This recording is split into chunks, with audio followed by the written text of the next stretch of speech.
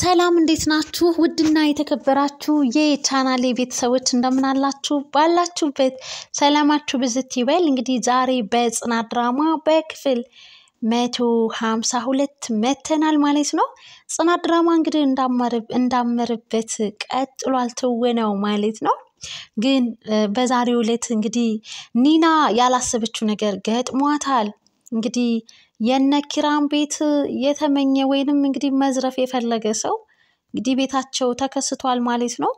እናም እንግዲህ ልጅ ነኝ ብሎ ነው እንግዲህ አቀራረቡና አወራሩ። ነገር ግን በጣም የሚያስፈራና እጅጉን በጣም ወጣ ያለ ባህሪ የእጅ አመል እንዳለበትም እንግዲህ ተመልክተነዋል ማለት ነው። ኒና ይሆናልና ይፈጠራል ብላ ያላሰበችው ነገር እንግዲህ ገጥሟታል ማለት ነው። እናም እንግዲህ አሁን ላይ እንግዲህ ምሽትን ተገን በማድረግ እንግዲህ ወደነ የነ ኒናም ቤት እንግዲህ የነ ኪራም ቤት ያንኳኳል ማለት ነው። በመጀመሪያ ሰፈር እንግዲህ የጋሽ ተሾመ ቤት የት ነው እያለ ነበር እያጸና የነበረው። እናም እንግዲህ በጣም በሚገርም ሁኔታ እንግዲህ እዛ ሰፈር ሲዟዟርም ነበረ። በባለፈው ክፍል እንዳየነውና እንደተመለከትነው እንግዲህ ከሰው ላይ እንግዲህ ስልክም መንትፎ ሲሮጥ እንዲሁም ደግሞ ኒና ቆሻሻ ለመጣል ወደ ውጭ በወጣችበት ከግቢ ወጥታ ባያት ታይም ላይ ጥሩ ነገርና አሪፍ ነገር አንጠልጥላ የያዘች መስሎት እንግዲህ እሱንም ቆሻሻውን መንትፏት ነበር የሮጠውና ያመለጠው ማለት ነው። እናም እንግዲህ ተመልሶ እንግዲህ እዛው አካባቢ እየተዟዟረ የጋሽ ተሾመ ቤት የቱ ነው? በቅርብ የሞተው ሰውዬ ለቅሶ ልደርስ ነው እያለ እንግዲህ ለሰናይትም ሲናገር ነበረ። እናም ኪራ ቤት እንደሌለ ቤት ማንም ሰው እንደሌለ ሰኒም ነግረዋለች። እናም እንግዲህ ይህንን ያየችውና የተመለከተችውን ሰኒ ጠንቃቃዋ ለኒና ነግራትም ነበረ። ኒና ግን ያው ችኩልነትና የወሬ ሱስ አለባት እንጂ ነገራቶችን እንዲህ ጠንቀቅ ብሎ ቤት የመጠበቅ ነገሩ ላይ ያው ብዙም አይደለችም። እና እንግዲህ ለቤት ውስጥ እንግዲህ ሌባ እንዲገባም ተደርጓል ማለት ነው። ይህ ሰው ግን ሌባ ነው የምርም ግን የጋሽ ተሾመ ልጅ የነኪራ ቤተሰብ ነው የሚለውን ነገር እንግዲህ የጋሽ ተሾመ ልጆች እንግዲህ ከየአቅጣጫው እየመጡ ልጅ ነኝ ይላሉ። ይሄም እንግዲህ ልጅ ይሆን እንዴ? ብዙውን ዘመኑንና ጊዜውን በጎዳና ላይ እንዳሳለፈ ነው የተናገረው ከራሱ አንደበት። ሆኖም ግን በጣም በሚያሳዝን ሁኔታ እንግዲህ በር ሲንኳኳ እንግዲህ ኒና እንግዲህ ናቲ መስሏት ናቲ ያለች እንግዲህ እሱም አዎ ናቲ ነኝ እያለ በደንብ አርጋ እንግዲህ ባለማስተዋሏና በመቸኮሏ በር ከፍታለት ነበርና እንግዲህ ከውጭና ከውስጡ ነው ሲያወሩ ቤት ውስጥ ማንም ሰው እንደሌለ በደንብ አርጎ ካረጋገጠ በኋላ ኧረ ክፈችልኝ እያለ እንግዲህ ቆይ አንተ ናቲ ምንድነው ቁልፍ ሰጥቼክ የለም ወይ እያለችም እንግዲህ ብታወራውም ቁልፉን የሆነ ቦታ ሳልጥለው አልቀርም እባክሽ ክፈችልኝ እያለ እንግዲህ ምላሱን አለሳልሶ በሩን ስትከፍትለት ያልጠበቀችውና ያላሰበችው ነገር ሆኖባት እንግዲህ ቢላ ጉሮሮዋ ላይ ነበር የደቀነውና ትንፍሽ እንዳትይ አንድም ነገር እንዳትናገሪ ቀጥ ብለሽ ወደ ቤት እንግባ ነበር ያለው። ቤትም ከገቡ በኋላ እጇንና እግሯን እንግዲህ ጥፍር አድርጎ አስሮ ሶፋ ላይ ተፋጠው ተቀምጠዋል። እሱም እንግዲህ እግሩን ጠረጴዛ ላይ እንግዲህ ሰቅሎ ዘና ብሎ ተቀምጦ ተመልክተነዋል ማለት ነው። እናም እንግዲህ በስተመጨረሻም ብንመካከር ይሻለናል አላት። እና ለጊዜው እንግዲህ ይህንን ማስፈራሪያ እስከመቼ እንደሚጠቀሙ ባይታወቅም ግን ዘመድሽ እንደሆንኩኝ ትናገሪያለሽ እዚህ ቤት ለሚመጣው ሰው ሁሉም ብሎም ተናግሯል።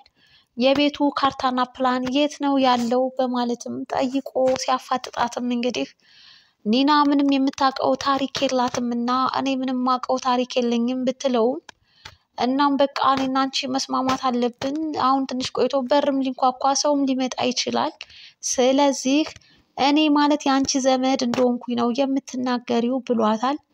በር ስትከፍት እንግዲህ ከስር ከስሯም እየሄደ ልታወራ ስትልም እንግዲህ ዋናው ፖይንት ላይ ስትደርስ እንግዲህ ድርስ እያለባት እንዳታወራ እንግዲህ እያስጠነቀቃትም እያስፈራራትም ይገኛል ማለት ነው።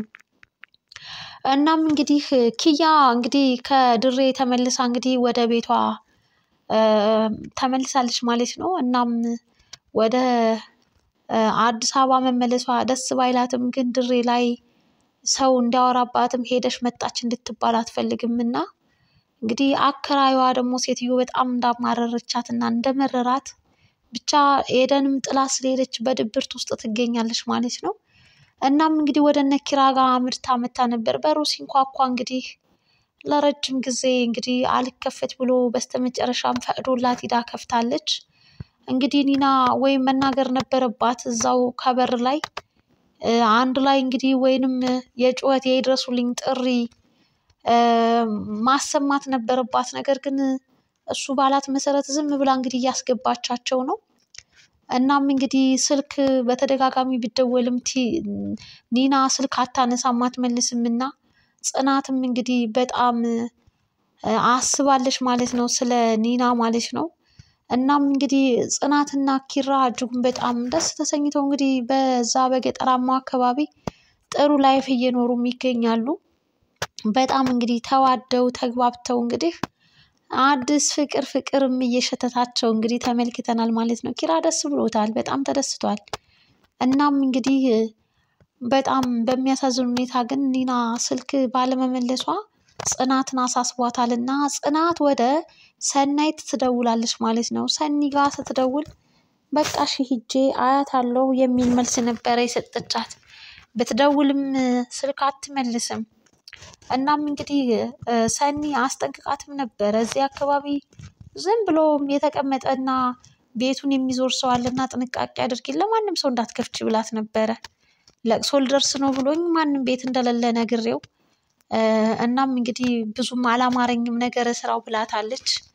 እናም እንግዲህ ኒና እሺ ብላት ነበረ። ግን ሰኒ የፈራችው ነገር አልቀረምና አሁን ላይ እንግዲህ ወደ ቤት ገብቷል። እንግዲህ ካርታና ፕላን ነው የሚፈልገው። እናም እንግዲህ በጣም የሚገርም ሰው ነው። ኒና እንግዲህ ኪያንም አስገብታታለች ማለት ነው። እሷ ጭንቀቷንና የተፈጠረውን ነገር ለመናገር ብትሞክርም ማንም ሰው ሊረዳት አልቻለም ማለት ነው። በተለይ ኪያ እንግዲህ ኒና የምትታወቀው በመሳቅ በመቀለድ እንዲሁም ደግሞ ወሬ ወዳድ በመሆኗ ነው። እናም እንደዚህ አይነት ፈተናና ችግር ደርሷታል ብሎ ማንም ሰው ቴኬር አላደረጋትም እና ቆይ ማን ነው ይሄ ምናምን ብላም ጠይቃለች። እንግዲህ ተፋጠው ተቀምጠዋል ሶስቱም አንድ ላይ ሳሎን። እናም እንግዲህ ማን ነው ብላ በምትጠይቅበት ሰዓት አስገድዶ እንግዲህ ዘመዴ ነው በይ ብሏታልና እንግዲህ እሷም እንደዛ ነገር ተጠቅማለች። ግን በአንዳንድ ምልክቶች መንገድ ለመናገር ብትሞክርም ማንም ሰው ሊረዳት አልቻለም ኒናን ማለት ነው።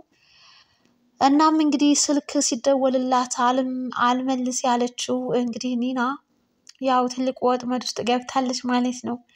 እናም በጣም ግራ ስለተጋባት ጽናት እንግዲህ ወደ ሰኒ ልካ እንግዲህ ወደ ሰኒ ደውላ ሰኒንም ልካታለች ወደዛ ቤት።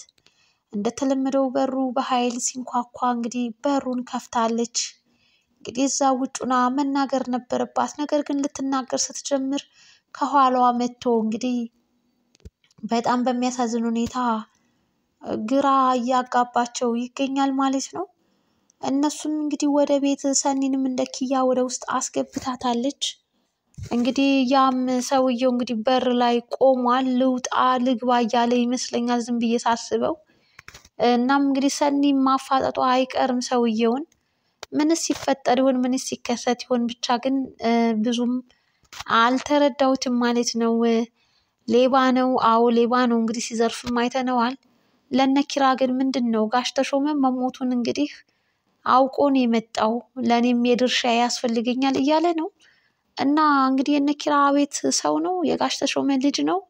ምን ሊሆን ይችላል? ኪራ እንደሆን ሁሉን ነገር ረስቷል። እንኳን ይሄንን ኪያንም ክብሮምንም ረስቷቸዋል። እሱ ራሱንም ረስቷል። ሲጀመር ማንንም አያስታውስም፣ ማንንም አይሰማም ማለት ነው። እናም እንግዲህ ውድና የተከበራችሁ አድማጭ ተመልካች ቤተሰብ ሀብቲ ዩቲዩብን ላይክ እና ሼር ሰብስክራይብ አድርጓት። አዳዲሶች ሰብስክራይብ፣ ነባሮች ደግሞ ላይክ እና ሼር በማድረግ ቪዲዮውን እንግዲህ እስከ መጨረሻው እያያችሁ ሀሳብ አስተያየታችሁን በጽናት ድራማ ላይ ኮሜንት አስቀምጡ ማለት ነው። እናም እንግዲህ በጣም ግራ እያጋባት ተመልክተናል ማለት ነው። ኒናን እንግዲህ አጣብቂኝ ውስጥ ገብተዋል። ውድና የተከበራችሁ አድማጭ ተመልካች ቤተሰብ እንግዲህ ላይክ ሼር ሰብስክራይብ አይረሳ ማለት ነው። በቀጣይ ክፍልስ ምን ይከሰት ይሆን የሚለውን ደግሞ በቀጣይ ክፍል እንግዲህ አብረን የምናይ ይሆናል ማለት ነው። እስከዛው ድረስ ባላችሁበት ሰላማችሁ ብዝት ይበልልኝ እላለሁ። ስለምታበረታቱኝም በጣም አድርጌ ነው የማመሰግነው። እንግዲህ ጽናት ድራማ እንዳመረበት ቀጥሏል ማለት ነው። ጽናትና ኪራ ደስተኛ ሆነው በዛ አካባቢ ቢኖሩም ነገር ግን እዛ ያሉት እንግዲህ የጽናት የበፊት እጮኛዎች እንግዲህ በዙሪያቸው ተንኮል ነገር እንግዲህ በተንኮል እያንጃበቡ ይገኛሉ። ለቃችሁ ውጡ እያሉም እንግዲህ በተደጋጋሚም እንግዲህ ተናግረዋል ማለት ነው። እናም እንግዲህ በጣም በሚያሳዝን ሁኔታ እነ ኪራንና ቅዱስን እያሳቀቋቸውም ተመልክተናል። እናም ቅዱስም እንግዲህ በጣም ሲገረምና መናገር ያለበትን ነገር እንግዲህ ለነዛ ለተንኮል ለሚያስቡ ሰዎች እንግዲህ ሲናገርም ነበረ። ነገር ግን እነዛ ሰዎች በንግግር ሳይሆን በዱላ ነው የሚያምኑት፣ በመደባደብ። እናም እንግዲህ ዱላቸውን እየገተቱ መደባደብን ይፈልጋሉ ማለት ነው። እና ለቃችሁ ውጡ በማለትም እንግዲህ እያስጠነቀቁም ተመልክተናል ማለት ነው። እንግዲህ ጽናት፣ ኪራ፣ ቅዱስ ወደ አዲስ አበባ ይመለሱ ይሆን? እነ ኪራ ቤት እየተፈጠረ ያለው ነገር ምን ይደርስ ይሆን? እናም እንግዲህ በቀጣይ ክፍል ሁሉንም የምናይ ይሆናል። እስከዛው ድረስ እንግዲህ ባላችሁበት ሰላማችሁ ይብዛ። ባይ ባይ። ላይክ፣ ሼር፣ ሰብስክራይብ አድርጉ።